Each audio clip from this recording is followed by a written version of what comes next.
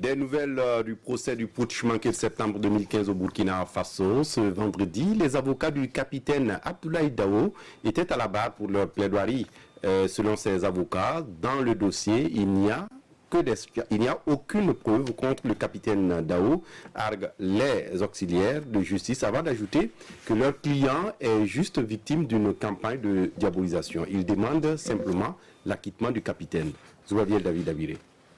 Dans ce dossier, il n'y a que des charges, aucune preuve contre le capitaine Abdoulaye Dao.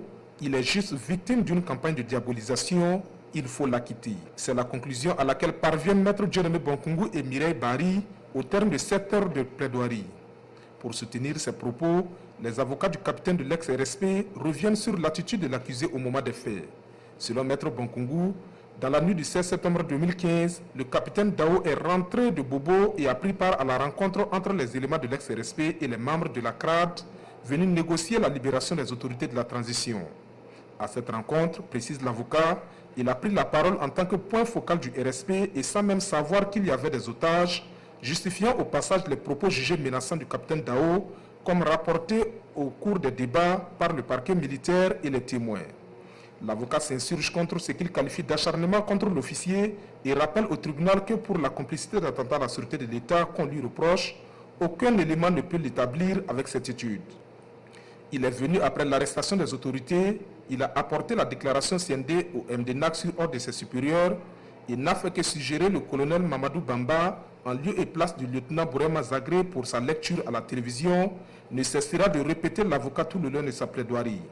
A contrario, poursuit Maître Bonkungu, le capitaine Dao a posé des actes positifs comme sa contribution au désarmement et a traité les otages avec dignité. Pourquoi le parquet militaire n'en parle pas? Quand on analyse les faits, on ne peut s'empêcher de penser aux dernières heures du Christ où la foule demandait sa crucifixion sans pouvoir dire pourquoi elle demande ce châtiment, regrettera Maître Bonkungu.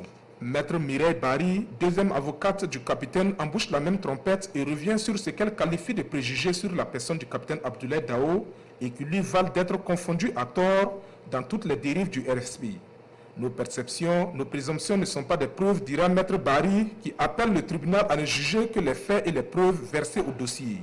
Il faut acquitter le capitaine Dao, clamera-t-elle.